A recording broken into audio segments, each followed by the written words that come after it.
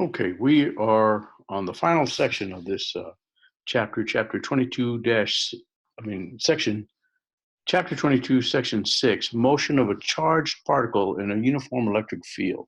It's simply a single slide, and then we're going to switch to the iPad for doing a homework problem. Now, there's lots of examples that the book presents, and I encourage you to go through those examples. I'm not going to go through them. I'm going to do an even numbered problem and show you how I would approach it. So let's look at the single slide. We have motion of a charged particle in a uniform electric field. So here you can see we have a plate here of positive charges, and on this we have some negative charges. Now we have a positive, isolated positive charge, and of course the positive charge is going to be repelled by the charges on the plate, and it's going to be attracted to the negative charges on the other plate. And so there, in this electric field, the electric field that's produced by the positive charges on one plate and the negative charges on the other, it's going to influence the isolated charged particle to move.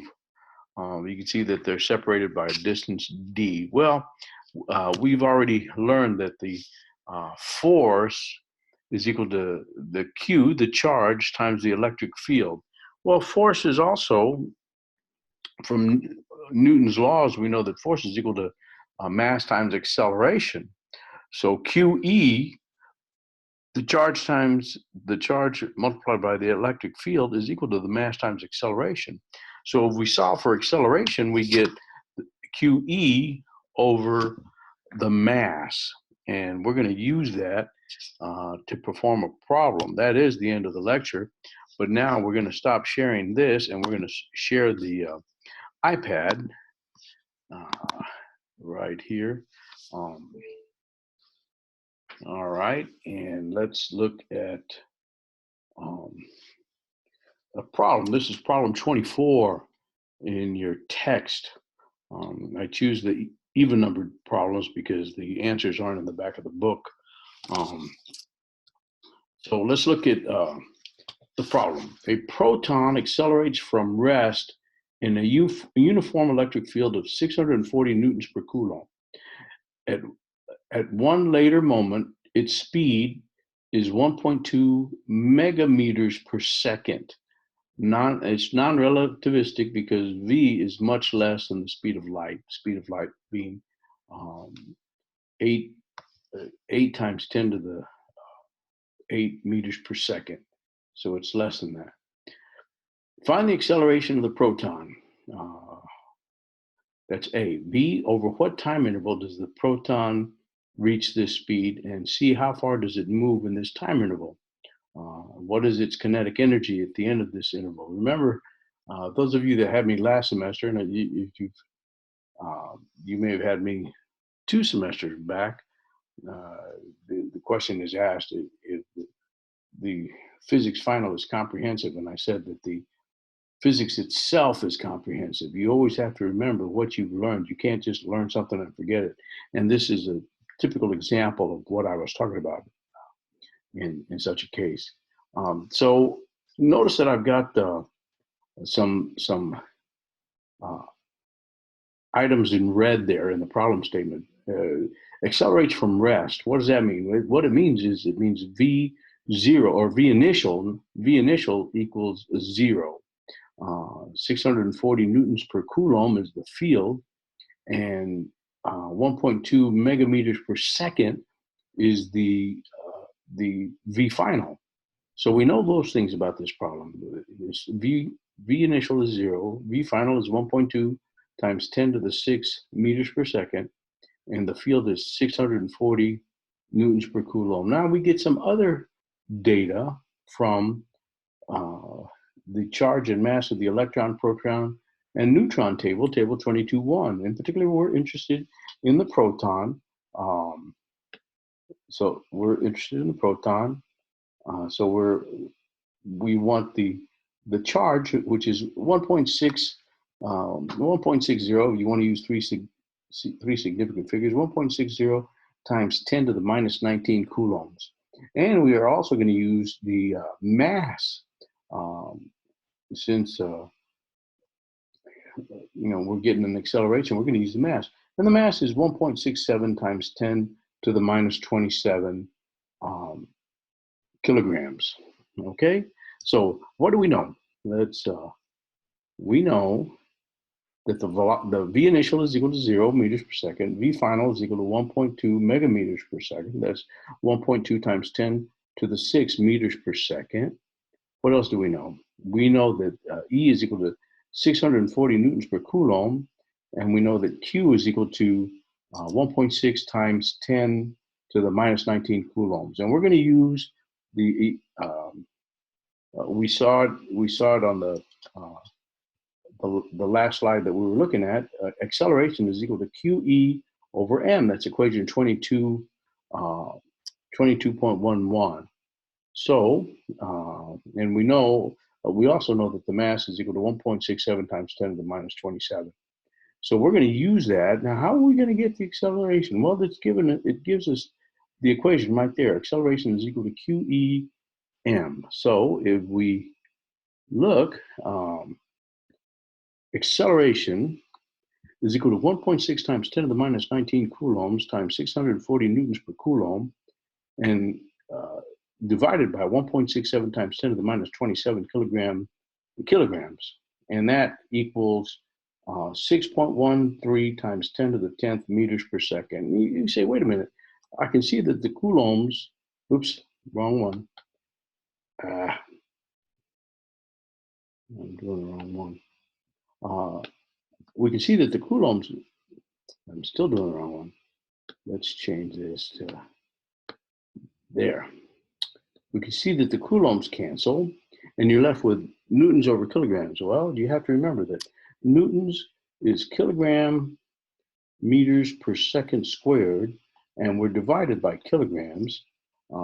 So the kilograms cancel, and what are we left with? We're left with meters per second squared, and that's how we get 6.13 times 10 to the 10th meters per second squared.